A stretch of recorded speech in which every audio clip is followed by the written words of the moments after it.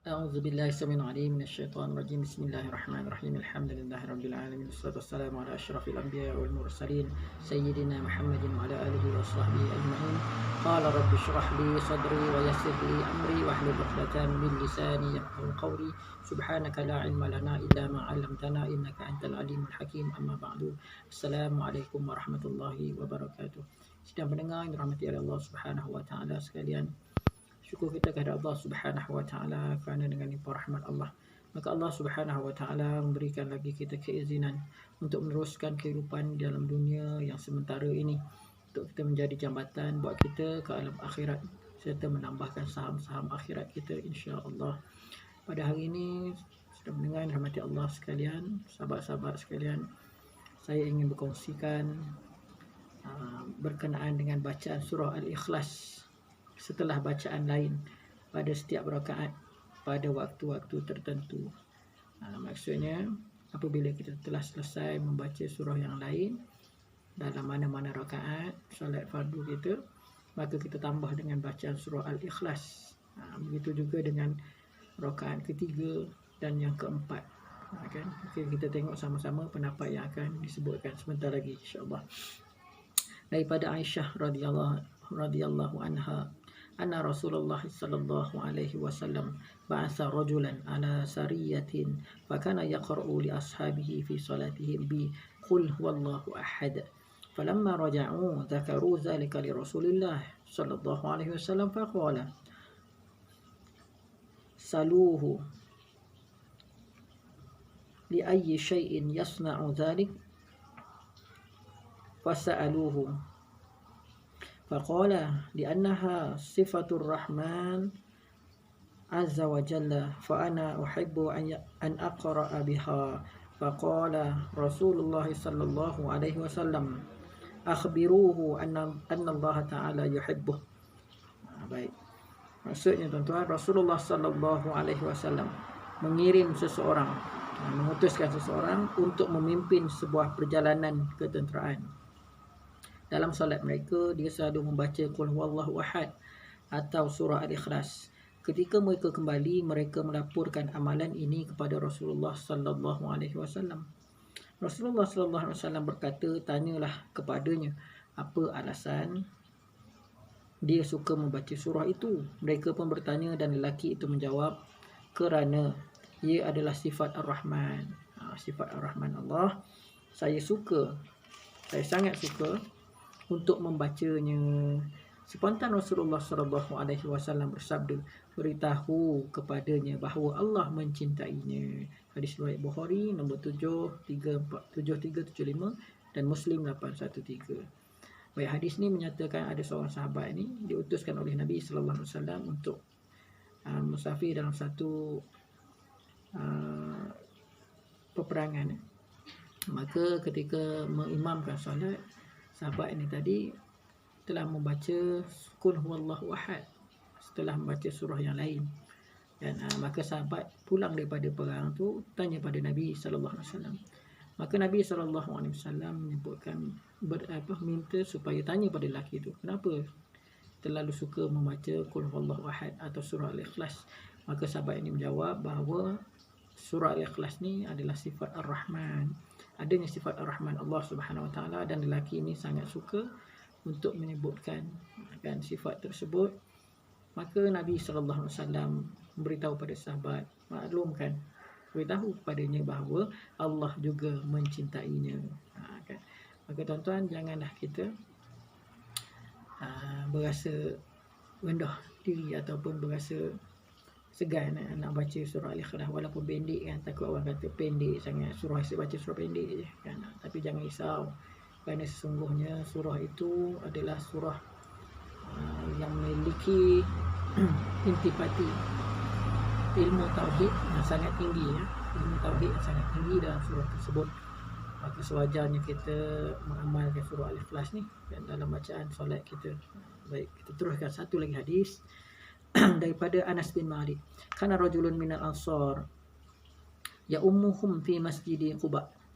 Fakana kullama qara'a surata yaqra'u lahum fi salati yaqra'u biha fatah افتتح بقل هو الله أحد حتى يفزغ منها ثم يقرأ بسورة معها وكان يصنع ذلك في كل ركعة فكلمه أصحابه فقالوا إنك تقرأ بهذه السورة ثم لا ترى أنها تجزئك حتى تقرأ بسورة أخرى فإما أن تقرأ بها وإما أن تدعها وتقرأ بسورة أخرى قال ما أنا بتاركها إن أحببتم أن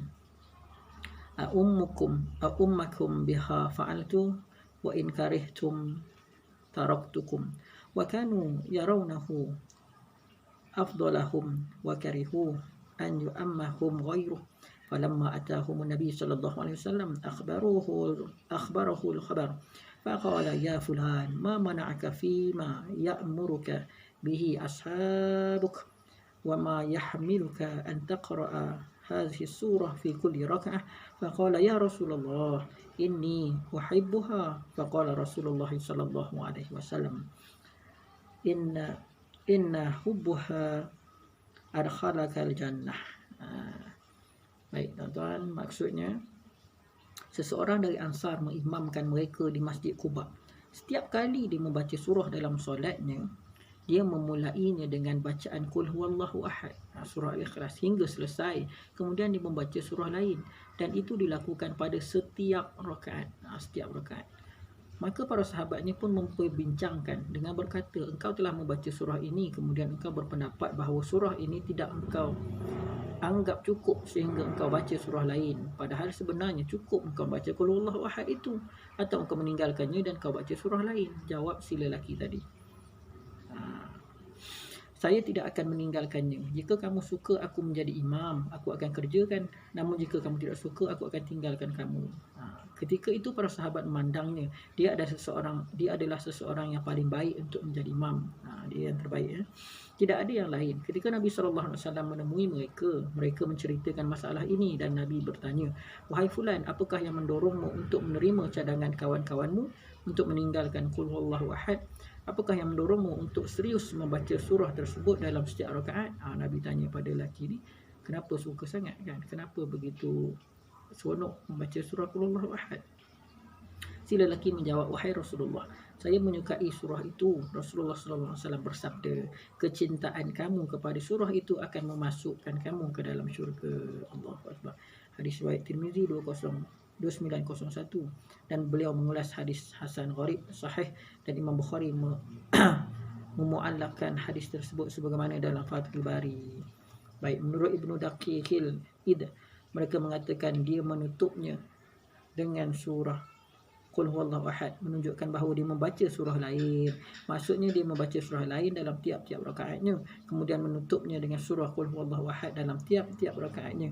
Ada kemungkinan juga dia menutupnya dengan surah tersebut pada rakaat terakhir sahaja setelah membaca surah. Jika kemungkinan yang pertama membaca Qul huwallahu ahad pada tiap-tiap rakaat, ini adalah yang dalil dibolehkan menggabungkan dua surah sekaligus dalam satu rakaat. Baik.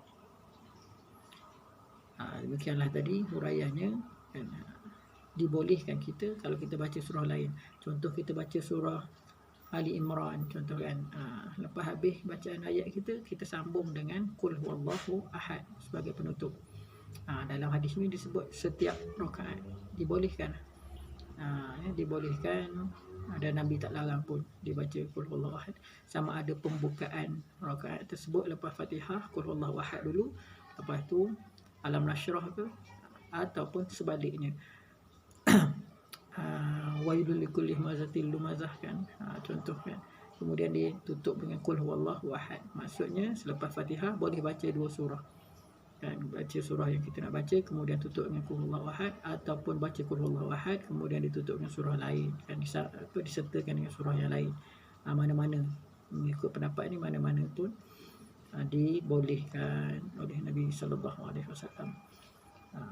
Sebab itulah kalau kita jadi imam contoh dan terlupa bacaan ayat mana-mana surah yang kita baca, surah panjang tertinggal, lupa ke, kemudian sangkut-sangkut, makmum dah tegur pun dah tak ingat bacaan kita, maka kita boleh sambung ataupun kita teruskan dengan membaca surah yang yang lain kan, sebagai apa, mengelakkan daripada kembalinya kita lupa pada ayat yang kita nak baca tadi, nak tukar pada surah lain. Begitulah huraiannya tuan-tuan. Semoga apabila kita menjadi imam, kita memperbaiki bacaan dan menjaga moga-moga tidak terlupa, dan sekiranya kita terlupa, cepat-cepatlah kita tukar kepada surah yang lebih mudah, lebih pendek dan yang kita ingat kan. Semoga kita dipermudahkan dan semoga Allah Subhanahu Wa Taala menerima ibadah kita mengikut sunnah Nabi sallallahu alaihi wasallam daripada kitab 100 sunnah Rasulullah sallallahu alaihi wasallam yang dilupakan. Wallahu a'lam. Tanpa minta maaf segala salah silap, kasar bahasa dan sebagainya. Hari ini bersiaran di luar rumah dan sengaja cari ambil angin sikit. Petang tadi hujan, alhamdulillah, dalam suasana PKPD yang sedang berlaku ataupun berlangsung di daerah kami ni. Dan doakanlah semoga kami diberikan kesihatan dan berikan perlindungan, dan begitu juga dengan semua umat Islam khasnya yang berada dalam negara kita ini, insya-Allah. Wallahu alam. Yang baik itu datang pada Allah Subhanahu Wa Taala, yang maha terzahikan diri saya hakikat bismillah Allah Subhanahu Wa Taala. Qul qawli hadza wa astaghfirullahal azim li wa lakum. Wassalamu alaikum warahmatullahi wabarakatuh. Allahu akbar.